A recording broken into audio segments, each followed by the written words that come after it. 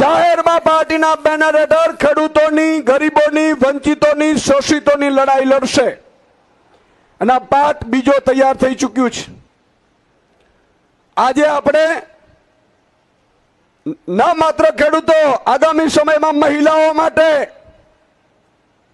આગામી સમયમાં આઉટસોર્સિંગ કર્મચારીઓ માટે, આગામી સમયમાં આશા વર્કર બહેનો, આંગણવાડી બહેનો માટે, આગામી સમયમાં આદિવાસીઓના જળ જંગલ જમીનના મુદ્દાઓ માટે, આગામી સમયમાં ખેડૂતોને પૂરતા ભાવ મળે અને એ પણ એપીએમસીમાં લાઈનો લગાડ્યા વગર એ માટેની વ્યવસ્થા કરવા માટે આપણે આંદોલનો કરવાના છીએ. આ હું ખુલ્લા મંચથી તમને કહેવા માંગુ છું.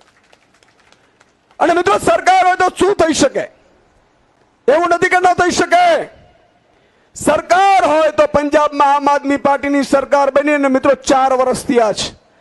આજે તમે કહી શકો મિત્રો, એક એક આમ આદમી પાર્ટીનો સૈનિક ગામના ચોરે વચ્ચે કહી શકે છે કે વયા જાઓ પંજાબમાં કોઈ 200 મણ, 125 મણ, 150 મણની લોલીપોપ નહીં, જેટલું ખેડૂત ઉત્પાદન કરે એ પૂરેપૂરો ખેડૂતનો માલ સરકાર ટેકાના ભાવે લે તો જ એનું નામ સરકાર, બાકી ઘર ભેગી નહીં થઈ જાય. સાહેબ, આ પંજાબમાં ચાલુ કરી દીધું.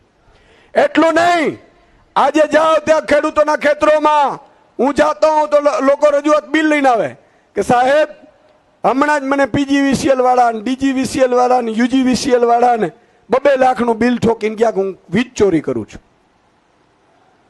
ખેડૂત ધોમ તડકામાં પાણી ન હોય, માત્ર પાણીનો સિંચાઈ વાળવા માટે ક્યારેક એ વીજળીનો ઉપયોગ કરતો હોય અને એમાં 2 લાખના બિલ આવે.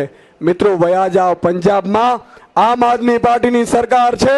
એક પણ ખેડૂત પાસેથી એક પણ રૂપિયાનો બિલ નહીં, માત્ર જીરો બિલમાં ત્યાં ચાલે છે સરકાર. સાહેબ, ખેડૂતોને 0 બિલે વીજળી મળે છે. ન માત્ર ખેડૂતોને, મિત્રો, આમ આદમી પાર્ટીની સરકાર આવી ત્યાં નક્કી કર્યું કે મારા શહેરમાં પણ ગરીબો વસે છે.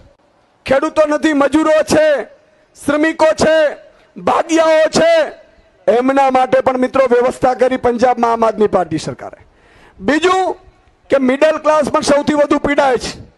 અત્યારે તમે જુઓ, અમદાવાદ, બરોડા, સુરત, રાજકોટનો મિડલ ક્લાસ સૌથી વધુ પીડાય છે, પણ આપણે એની સુધી પહોંચી નથી શક્યા. આજે પંજાબમાં આમ આદમી પાર્ટીની સરકાર આવી, મિત્રો 2 મહિનાનો બિલ આવે, 600 યુનિટ વીજળી ફ્રી મળે છે પંજાબમાં. 99% ઘરમાં પંજાબમાં ફ્રી વીજળી છે અને છતાંય કોઈ કર્જ નથી. આ ગટિયાઓ 4 લાખ કરોડનું કર્જો આપણી ઉપર કર્યું છે.